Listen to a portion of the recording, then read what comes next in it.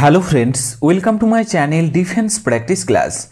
Defence practice class চ্যানেলের তরফ থেকে তোমাদের সবাইকে স্বাগত।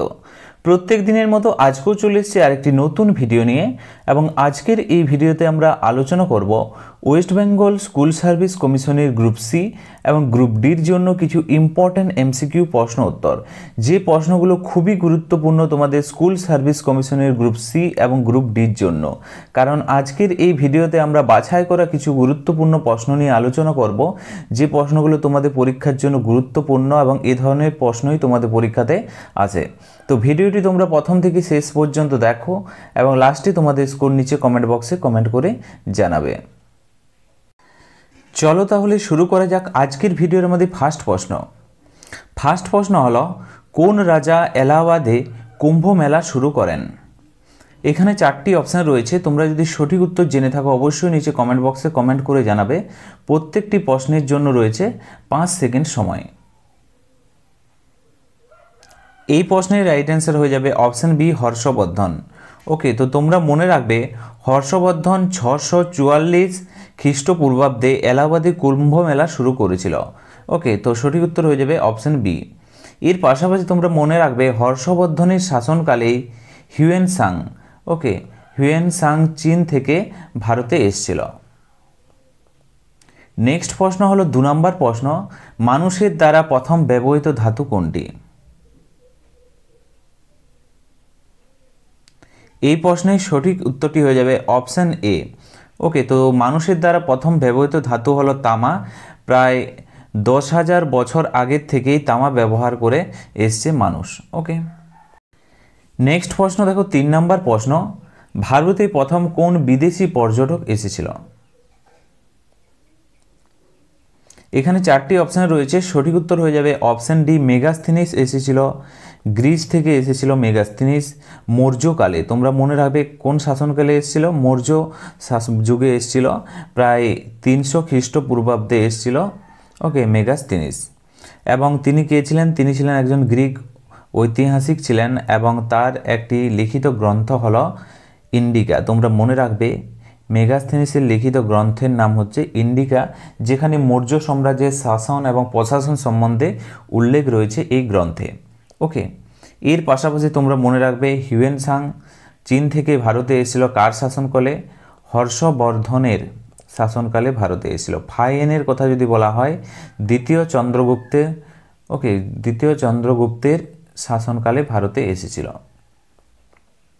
নেক্সট প্রশ্ন দেখো 4 নম্বর প্রশ্ন, কোন বিদেশি প্রথম ভারতে আসেন? তো আগেরটা ছিল কোন বিদেশি পর্যটক, এখানে লেখা আছে কোন বিদেশি এসেছিল। 4টি অপশান রয়েছে, সঠিক উত্তর হয়ে যাবে অপশান এ, পর্তুগিজরা প্রথম এসেছিল। ওকে, তো তোমরা মনে রাখবে পর্তুগিজরা 1498 সালে ভারতে এসেছিল। ওকে, 1498 সালে, খুবই গুরুত্বপূর্ণ, option A is the correct answer. এর পাশাপাশি এক্সট্রা কিছু ফ্যাক্ট মনে রাখবে, ডাচরা কত সালে এসেছিল? 1605 সালে এসেছিল ডাচরা। অর্থাৎ ইংরেজরা কত সালে এসেছিল? 1608 খ্রিস্টাব্দে এসেছিল। ওকে, এবং ফরাসির কথা যদি বলা হয় 1664 সালে এসেছিল ফরাসিরা। খুবই গুরুত্বপূর্ণ তোমাদের পরীক্ষার জন্য। ওকে, তো পর্তুগিজরা এসেছিল 1498 সালে। এই পয়েন্টগুলো অবশ্যই মনে রাখবে, তোমাদের পরীক্ষার জন্য গুরুত্বপূর্ণ। নেক্সট প্রশ্ন দেখো 5 নম্বর প্রশ্ন, ভগবদ গীতাকে প্রথম ইংরেজিতে কে অনুবাদ করেছিলেন?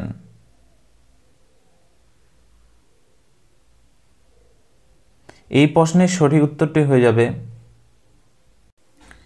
Option B, Charles Wilkins. ওকে, তোমরা মনে রাখবে অপশান বি, তিনি 1795 সালে অনুবাদ করেছিলেন ভগবদ গীতাকে ইংরেজিতে। Okay, option B is the correct answer.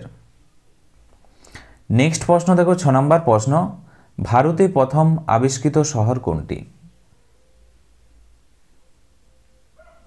সঠিক উত্তর হয়ে যাবে অপশান সি, হরপ্পা হলো ভারতের প্রথম আবিষ্কৃত শহর।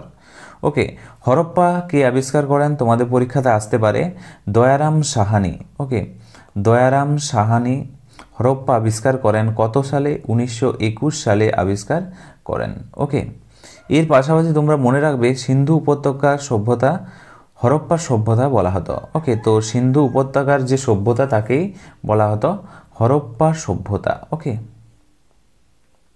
নেক্সট প্রশ্ন দেখো 7 নম্বর প্রশ্ন, কোন শাসক রুপি চালু করেছিলেন? সঠিক উত্তরটি হয়ে যাবে Sher Shah Suri. Option B is the correct answer. Sher Shah Suri মধ্যযুগীয় ভারতে যে রুপি সেটি চালু করেছিল। অপশন বি সঠিক উত্তর। ওকে, তিনি 178 গ্রাম ওজনের একটি রূপার মুদ্রা চালু করেছিলেন। ওকে, নেক্সট প্রশ্ন দেখো 8 নম্বর প্রশ্ন, কোন শাসক তার পিতা বিম্বিসারকে সিংহাসনে বসার জন্য হত্যা করেছিলেন? কোন শাসক তার পিতা বিম্বিসারকে হত্যা করে বসার জন্য সিংহাসনে বসেছিলেন? তো এই প্রশ্নের সঠিক উত্তর হয়ে যাবে অপশান এ অজাতশত্রু। তোমরা মনে রাখবে অজাতশত্রু সিংহাসনে বসার জন্য তার পিতাকে হত্যা করেছিল। অপশান এ সঠিক উত্তর। অজাতশত্রু 493 সালে মগধের সিংহাসন আরোহণের জন্য তার পিতা বিম্বিসারকে হত্যা করেছিল। নেক্সট প্রশ্ন দেখো 9 নম্বর প্রশ্ন, কাকে ভারতের ঔষধের জনক বলা হয়? এই প্রশ্নের সঠিক উত্তরটি হয়ে যাবে অপশন বি চরককে বলা হয়। ওকে, আচার্য চরক যিনি আয়ুর্বেদের জনক নামে পরিচিত, তিনি 300 খ্রিস্টপূর্বাব্দে জন্মগ্রহণ করেছিলেন। তার বিখ্যাত কাজ চরক সংহিতা আয়ুর্বেদে রয়েছে। তো তোমরা মনে রাখবে চরক সংহিতার কথা। ওকে, চরক সংহিতা, চরকের লেখা, সেখানে কি রয়েছে, সেখানে চরকের বিখ্যাত যে কাজ তা উল্লেখ রয়েছে এই পুস্তকে। নেক্সট প্রশ্ন দেখো 10 নম্বর প্রশ্ন, বিখ্যাত গায়ত্রী মন্ত্র কোথা থেকে নেওয়া হয়েছে? এই প্রশ্নের সঠিক উত্তর হয়ে যাবে অপশন বি ঋগ্বেদ থেকে নেওয়া হয়েছে Gayatri Mantra. Option B is the correct answer. এর পাশাপাশি তোমরা মনে রাখবে গায়ত্রী মন্ত্র 3500 বছর আগে সংস্কৃত ভাষায় বিশ্বামিত্র লিখেছিলেন। কে লিখেছিলেন? তোমরা মনে রাখবে বিশ্বামিত্র রচনা করেছিলেন গায়ত্রী মন্ত্র। ওকে, এবং এই গায়ত্রী মন্ত্রকে কি বলা হয়? সাবিত্রী মন্ত্র নামেও পরিচিত। ওকে, এখান থেকে আরও প্রশ্ন আসে, এই মন্ত্রটি বৈদিক দেবতা সাবিত্রীকে উৎসর্গ করা হয়েছে এই গায়ত্রী মন্ত্র। ওকে, সাবিত্রী অর্থাৎ লক্ষ্মী নামে জানা যায় সাবিত্রীকে। তোমরা মনে রাখবে এই মন্ত্রের মাধ্যমে লক্ষ্মী দেবীর পূজা করা হয়। ওকে, তো তার সাথে সাথে এই পয়েন্টগুলো অবশ্যই মনে রাখবে। নেক্সট প্রশ্ন দেখো 11 নম্বর প্রশ্ন, ভারত যখন স্বাধীনতা লাভ করে তখন ইংল্যান্ডের প্রধানমন্ত্রী কে ছিলেন?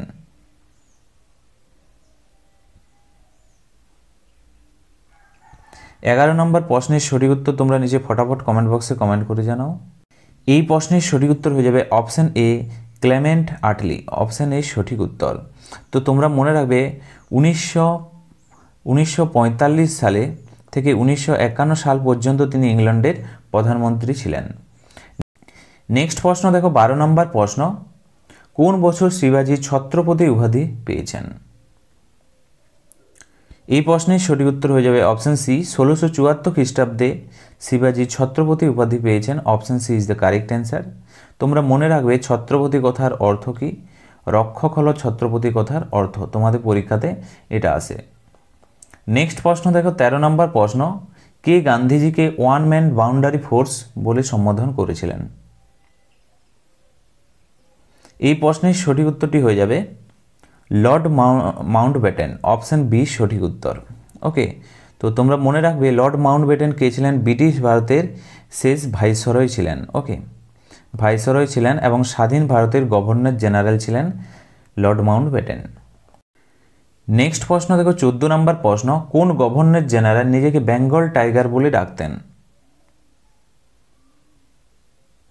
এই প্রশ্নের সঠিক উত্তর হয়ে যাবে অপশন ডি লর্ড ওয়েলেসলি। ওকে, তো লর্ড ওয়েলেসলি নিজেকে বেঙ্গল টাইগার বলে ডাকতেন এবং লর্ড ওয়েলেসলি 1798 থেকে 1805 পর্যন্ত পঞ্চম গভর্নর জেনারেল হিসাবে দায়িত্ব পালন করেছিলেন। ওকে, এবং তিনি অধীনতামূলক মিত্রতা নীতি যে সেটি চালু করেছিলেন। ওকে, নেক্সট প্রশ্ন দেখো 15 নম্বর প্রশ্ন, 1793 সালে কে জমিদারি প্রথা শুরু করেন? এই প্রশ্নের সঠিক উত্তর হয়ে যাবে অপশন এ লর্ড কর্নওয়ালিসলি। ওকে, তো তোমরা মনে রাখবে লর্ড কর্নওয়ালিসলি কে ছিলেন? প্রাক্তন গভর্নর জেনারেল ছিলেন ভারতের। ওকে, এবং তার 1793 সালে বিহার এবং বাংলা রাজ্যের যে চিরস্থায়ী জমিদারি প্রথা, ওকে, পার্মানেন্ট যে জমিদারি সিস্টেম তা চালু করেছিলেন। ওকে, নেক্সট প্রশ্ন দেখো 16 নম্বর প্রশ্ন, কে মুঘল সাম্রাজ্যের রাজধানী আগ্রা থেকে দিল্লিতে স্থানান্তরিত করেন? এই প্রশ্নের সঠিক উত্তর হয়ে যাবে option B Shahjahan.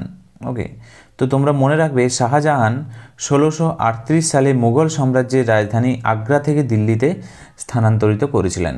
Okay, option B is the correct answer. Next প্রশ্ন দেখো 17 নম্বর প্রশ্ন, গৌতম বুদ্ধের আসল নাম কী ছিল?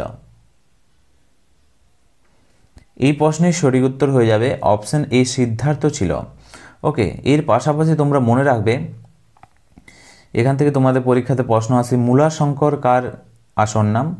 মূলাশঙ্করের কথা যদি বলা হয় স্বামী দয়ানন্দ সরস্বতী। ওকে, দয়ানন্দ সরস্বতীর আসল নাম হচ্ছে মূলাশঙ্কর। ওকে, এর পাশাপাশি বিষ্ণুগুপ্তের কথা যদি বলা হয় চাণক্যের আসল বা শৈশব নাম হচ্ছে বিষ্ণুগুপ্ত। ওকে, এবং খুরমের কথা যদি বলা হয় এটি শাহজাহানের আসল নাম। ওকে, শাহজাহানের আসল নাম হচ্ছে খুরম। নেক্সট প্রশ্ন হলো 18 নম্বর প্রশ্ন, অজন্তা ও ইলোরা গুহাগুলি কাকে উৎসর্গকৃত করেছে? এই প্রশ্নের সঠিক উত্তর হয়ে যাবে ভগবান বুদ্ধকে। Option C is the correct answer. Okay, তো তোমরা মনে রাখবে অজন্তা ইলোরা গুহা দুটি একটি ভগবান বুদ্ধকে উৎসর্গ করেছে। অজন্তা ইলোরা গুহা কোথায় অবস্থিত? মহারাষ্ট্রের ঔরঙ্গাবাদে অবস্থিত। ওকে, নেক্সট হচ্ছে 19 নম্বর প্রশ্ন, কোন বছর মহাত্মা গান্ধী ভারতীয় জাতীয় কংগ্রেসের সভাপতি হন? এই প্রশ্নের সঠিক উত্তরটি হয়ে যাবে option D is the right answer. 1924 খ্রিস্টাব্দে গান্ধীজি ভারতীয় জাতীয় কংগ্রেসের 43তম সভাপতি হয়েছিলেন। ওকে, নেক্সট প্রশ্ন দেখো 20 নম্বর প্রশ্ন, কাকে দ্য লাইট অফ এশিয়া নামে ডাকা হয়? এই প্রশ্নের সঠিক উত্তরটি হয়ে যাবে অপশন বি গৌতম বুদ্ধকে। ওকে, গৌতম বুদ্ধের কথা যদি বলা হয় তাকে লাইট অফ এশিয়া বা এশিয়ার আলো হিসাবে পরিচিত। তিনি কোথায় জন্মগ্রহণ করেন? 623 খ্রিস্টপূর্বাব্দে লুম্বিনীতে। ওকে, লুম্বিনীতে জন্মগ্রহণ করেছিলেন। নেক্সট হচ্ছে 21 নম্বর প্রশ্ন, রামায়ণের রচয়িতা কে? তো এই প্রশ্নের সঠিক উত্তর হয়ে যাবে Valmiki. Okay, option B is the correct answer. তোমরা মনে রাখবে মহর্ষি বাল্মীকি আদিকবি হিসাবে পরিচিত। তোমরা মনে রাখবে বাল্মীকি কী নামে পরিচিত? আদিকবি। ওকে, তোমাদের পরীক্ষাতে আসে আদিকবি নামে কে পরিচিত? মহর্ষি বাল্মীকি। তিনি সংস্কৃত ভাষায় আদি মহাকাব্য রামায়ণ রচনা করেছিলেন। ওকে, নেক্সট প্রশ্ন দেখো 22 নম্বর প্রশ্ন, হনুমানের পিতা কে ছিলেন? খুবই গুরুত্বপূর্ণ, তোমাদের পরীক্ষাতে মাইথোলজি থেকেও প্রশ্ন দিয়ে দেয়। হনুমানের পিতার কথা যদি বলা হয় এখানে সঠিক উত্তর হয়ে যাবে অপশন বি কেশরী। ওকে, তোমরা নিশ্চয়ই জানো কেশরী নন্দন হলো ভগবান Hanuman. Okay, option B is the right answer. Hanuman হলেন বানররাজ কেশরী এবং মাতা অঞ্জনার পুত্র। ওকে, তার মাতার কথা যদি বলা হয় অঞ্জনার পুত্র। ওকে, এবং বায়ুদেবতা তাকে আধ্যাত্মিক পিতা হিসেবে বিবেচনা করা হয়। ওকে, কারণ তিনি বায়ুদেবতার আশীর্বাদেই জন্মগ্রহণ করেছিলেন। নেক্সট প্রশ্ন দেখো 23 নম্বর প্রশ্ন, ভারতের জাতীয় সঙ্গীত জনগণ মন প্রথম কখন এবং কোথায় গাওয়া হয়েছিল? এই প্রশ্নের সঠিক উত্তরটি হয়ে যাবে অপশন এ 1911 সালে কলকাতাতে জাতীয় সঙ্গীত জনগণ গাওয়া হয়েছিল। এটি ব্রিটিশ ভারতের একটি গুরুত্বপূর্ণ রাজনৈতিক সম্মেলনের সাথে সম্পর্কিত। তোমরা মনে রাখবে এটি কলকাতা ভারতের যে জাতীয় কংগ্রেসের অধিবেশন, ওকে, তখন গাওয়া হয়েছিল 27শে ডিসেম্বর, মনে রাখবে দিনটি। নেক্সট প্রশ্ন দেখো 24 নম্বর প্রশ্ন, 1857 সালের বিদ্রোহের সময় ভারতের গভর্নর জেনারেল কে ছিলেন? এই প্রশ্নের সঠিক উত্তর হয়ে যাবে লর্ড ক্যানিং ছিলেন। Option B is the correct answer. Next প্রশ্ন দেখো 26 নম্বর প্রশ্ন, সিন্ধু উপত্যকা সভ্যতার লোকেরা কোন গাছের পূজা করত? সঠিক উত্তরটি হয়ে যাবে এখানে অপশন সি, পিপল গাছের পূজা করত। ওকে, তো তোমরা মনে রাখবে এটি একটি প্রাচীন গাছ যা আজ হিন্দু এবং বৌদ্ধ ধর্মের পবিত্র বলে মানা হয় এই গাছটিকে। Option C is the correct answer. Next প্রশ্ন দেখো 27 নম্বর প্রশ্ন, আলেকজান্ডার এবং পোরাস এর যুদ্ধটি কোন নদীর তীরে হয়েছিল? সঠিক উত্তর হয়ে যাবে অপশন বি, ঝিলাম নদীর তীরে হয়েছিল এই যুদ্ধটি, এবং এই যুদ্ধটির তোমরা নাম মনে রাখবে। ওকে, হিদাস স্পেসের যুদ্ধ। ওকে, হিদাস স্পেসের যুদ্ধ নামে পরিচিত। নেক্সট প্রশ্ন দেখো 28 নম্বর প্রশ্ন, কে ভারতীয় সিপাহীদের জন্য প্রথম সামরিক স্কুল স্থাপন করেন? সঠিক উত্তর হয়ে যাবে এই প্রশ্নে Robert Clive. Option B is the correct answer. Okay, তোমরা কারেকশন করে নেবে, অপশন বি সঠিক উত্তর হবে এখানে। ওকে, নেক্সট প্রশ্ন দেখো 29 নম্বর প্রশ্ন, শেরি পাঞ্জাব নামে কে পরিচিত? এই প্রশ্নের সঠিক উত্তর হয়ে যাবে Lala Lajpat Rai. Option C is the correct answer.